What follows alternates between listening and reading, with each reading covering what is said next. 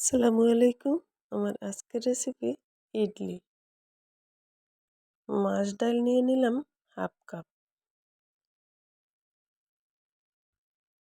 এখানে আমার গোলা ভরা চাল, এটা আমার ধান সেদ্ধ শুকনা করে চাল করে নিয়েছি, সেই ভাতের চাল।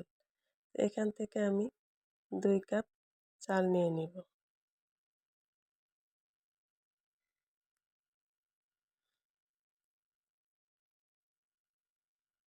এটাকে এখন ভালো করে ধুয়ে পরিষ্কার করে নেব। এই তো ভিজিয়ে রাখবো এটা এখন। এদিকে ডালটাও ধুয়ে এর সঙ্গে একসাথে ভিজিয়ে রাখবো 1 ঘন্টা।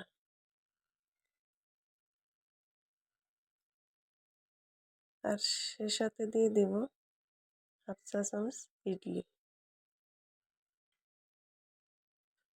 এখন এটা যখন 1 ঘন্টা ভিজিয়ে রেখেছি, তারপরে অনেকটা ফুলে নরম হয়ে গেছে। তারপরে আমি ব্লেন্ড করে নিয়েছি। ব্লেন্ড করে নিয়ে 8 ঘন্টা রেস্টে রেখেছি। 8 ঘন্টা পরে নিয়ে এসেছি। এখন দিয়ে দিব পরিমাণ মতো লবণ।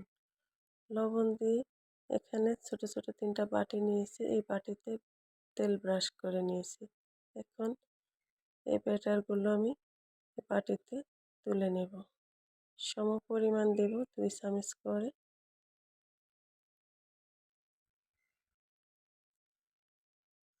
এখন এটাকে আমি একটা রাইস কুকারে দিয়ে দেব। এই তো দিয়ে দিলাম। অপেক্ষা করব সেদ্ধ হওয়া পর্যন্ত। এই ইডলি রাতে খাওয়ার জন্য একদম পারফেক্ট। এই গরমে এই ইডলি অনেকটাই হেল্পফুল, স্বাস্থ্যের জন্য অনেক ভালো। তোমার ইডলিগুলো হয়ে গেছে, এখন তুলে নেব। সকালে বা রাতে খাওয়ার জন্য এই ইডলিটা অনেকটাই স্বাস্থ্যের জন্য ভালো। এখানে ইডলির জন্য আমি একটা চাটনি তৈরি করব। প্রথমে পেঁয়াজ, রসুন, আদা কুচি করে নিয়েছি, এগুলো তেলে ভেজে নেব। দিয়ে দিলাম 2টো শুকনো মরিচ, সে সাথে আস্ত জিরে, আর দিয়ে দিলাম ইডলি। এগুলো 1/2 চা চামচ করে দিয়ে দিলাম। ভেজে নিলাম। ভেজে নেওয়া হয়ে গেল, দিয়ে দিলাম টমেটো। টমেটোটা ভালো করে কষিয়ে নেব।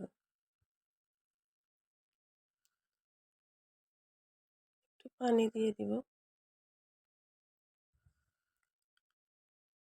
ঢেকে দিব। তারপরে দিয়ে দিব 1/2 চা চামচ করে হলুদের গুঁড়ো, মরিচের গুঁড়ো, লবণ পরিমাণ মতো দিয়ে আবারও ভালো করে কষিয়ে একদম নরম করে নিয়ে আসতে হবে।